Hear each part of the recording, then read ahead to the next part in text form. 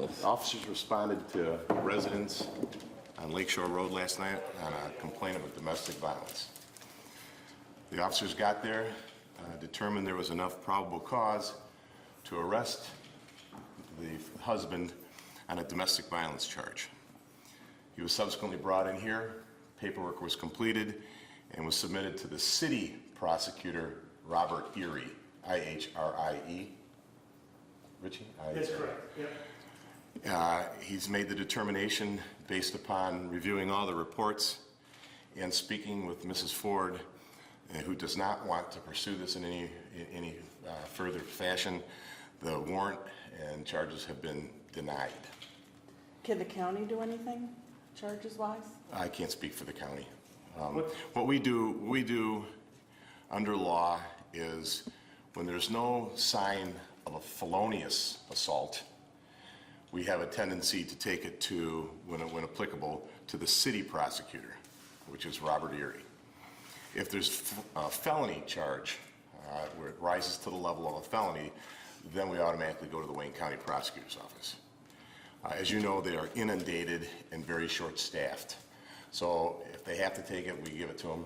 If we have to take it there because of serious charges. This did not rise to that level of an investigation or a complaint. Can you tell us what happened? I mean, Generic. Well, there was obviously to arrest. Let me back up a little. The Wayne County Prosecutor's Office several years ago came up with guidelines that you will make an arrest on the vast majority of these domestic violence cases because of past cases where the spouses got together after they said they would separate and there was serious injury and or death committed or end up with. So the guidelines were basically you will make an arrest on the vast majority of these domestic violence cases. However, an investigation has to be done on scene to determine whether there's enough probable cause to make that arrest. We just don't go over there and take one person's word over another. We try to interview any and all potential witnesses. What does the scene look like? If it's outside, inside, any and all evidence is put together. The only really evidence here was there was a sign that there had been some physical altercation. There was no knockdown, drag-out battle here, but hands were placed on each other, or hands were placed. That takes it from a level of a verbal assault to a physical assault. When that occurs, we don't make the determination, well, there's no scratches or cuts or blood. We make the arrest based upon the physical assault. In this case, it was very minor. That and Mrs. Ford's interview with the prosecutor's office led him to deny the charges. She does not wish to pursue it, and they are going to move on with their lives. If she did want to pursue it, would that change things? It could, but again, it doesn't rise to the level. There were no witnesses, I believe. There was no obvious signs of physical injuries, maladies. There was a complaint made where there was a hands-on, and the officers felt it was viable enough. By Ms. Ford? Pardon me? The complaint was made by Ms. Ford? Yes. Okay. Yes. Was alcohol involved? I believe there was some alcohol involved. Was she trying to use her phone to I guess there's no way to ask that, but was she trying to use her phone to record what was happening? I don't know that. I do not know. I know there was a phone involved. Rich, do you want to address that? Yeah, there was, the phone was used as a video recording device. Did you get that as part of your investigation? Did you? We would have gotten that, yes. That would have all been. About 11:33 last night. It's important for the public to know, we get these all the time here. Many communities do, but we're very good at investigating them. We're very good at putting together solid cases. We don't make the final determination, as you're all aware. That's up to the prosecutor. Again, if it's a felonious assault, then we go to Wayne County. If the city prosecutor isn't available or there might be a special twist, we go to the county. But in this specific case, as in the majority of our domestic violence cases, we handle it internally and present the investigation to the city prosecutor, which is Bob Erie and O'Brien. Chief, what made this a more of a misdemeanor case as opposed to a felonious case? There was no felonious assault. There was contact made, which brings us into an arrest mode when there's contact made. It can be a grabbing, it can be a shoving, it can be any contact. In this case, there was minimal, but there was some contact, and at the time, Mrs. Ford did want to pursue charges. And is this the first call on domestic violence that the Grosse Pointe police have responded to? Yes, to their house, Yeah. yes, And was he kept here overnight? yes. Yes, he's been in our custody since 11:30 Has last he night. been released? Yes, What time was he released? about 5 minutes ago. And how many, so you mentioned you get a lot of these in the community. Can you put a number on that at this level? Over a dozen a year. Okay, it's just, Of not felonious? oh, exactly. Okay. Exactly. We've had a couple of felonious ones, I can't tell you exactly when, but when it rises to the level, where there's a potential weapon brought in, or the physical abuse is to the point where it needs to be addressed at the felonious level, we have no problem doing so. Chief, would you say that if someone had been punched or slapped, that would be felonious? Not necessarily.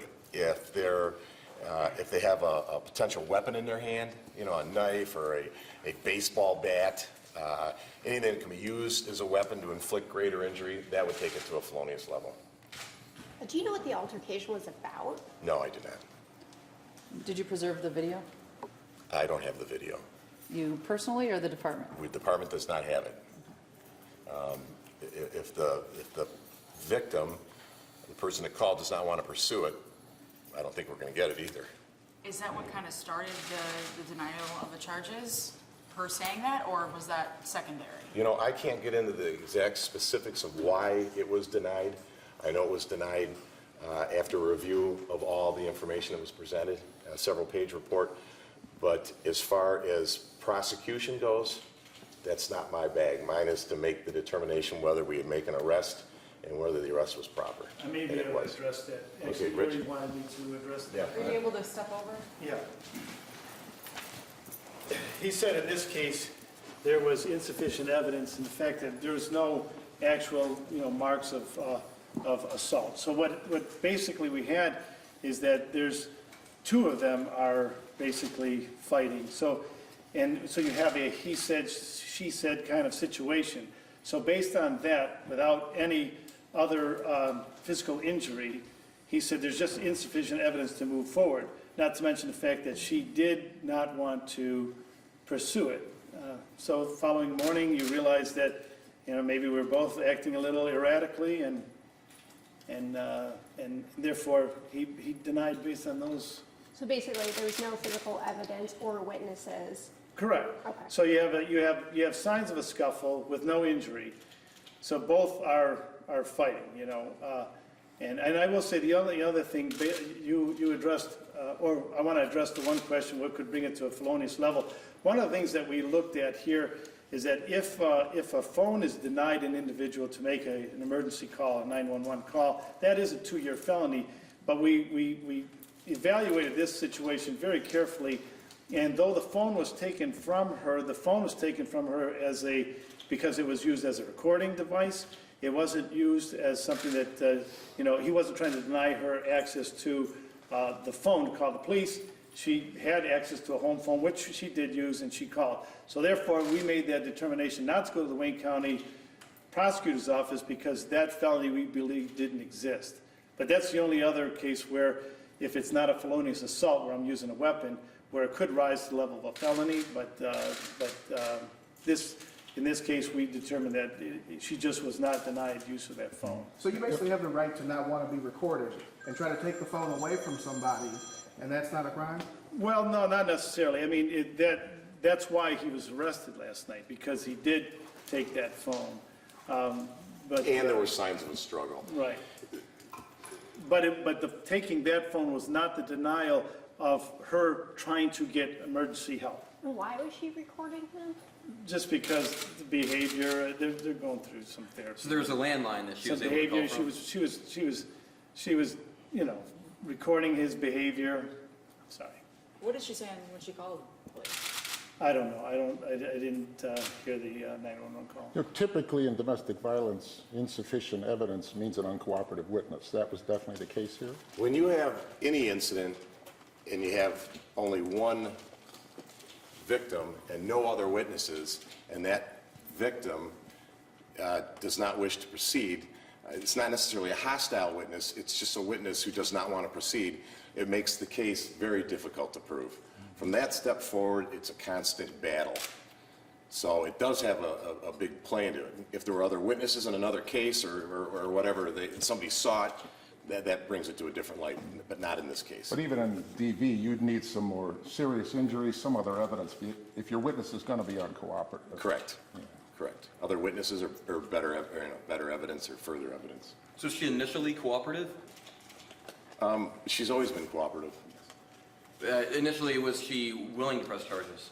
Well, in the heat of the moment, in a 12, 13-hour span, the emotional levels dropped considerably. So it went from a high level to a regular level. So you have an opportunity to at least think twice about what's happening. How often do you, and maybe you don't see a lot of domestic violence incidents the police respond to, but how often, because I know it's pretty common that women, after the fact, for their own fear for safety, fear for losing their children, will become uncooperative witnesses. How common have you seen that? It's relatively common. Very common. The other thing too is we found out through handling many of these, some of these cases have been advised, some of the husbands and wives have been advised by their respective attorneys to call the police on every little incident because it supposedly makes it a better case for them, especially if there's going to be custodial issues. So again, our men have to get there and do a very good investigation on scene. Unfortunately, the prosecutor's office can't be sued, but the police department can be. So we make sure we do a very thorough investigation and proceed accordingly. Again, we do the investigation, but we do not do the warrant recommendation or the issuance of a warrant. That's up to the city prosecutor or the Wayne County prosecutor, depending on the charges. When did you personally get called? What time? 11:15 last night, 11:30 last night, just after the arrest. And it was just the two alone at the house, the two of them? Yes. Can I get his name? Yeah, I was please? Lieutenant Richard Rosati, R-O-S-A-T-I. Thank you. He's a detective Thank you, Chief. lieutenant. Okay. All right.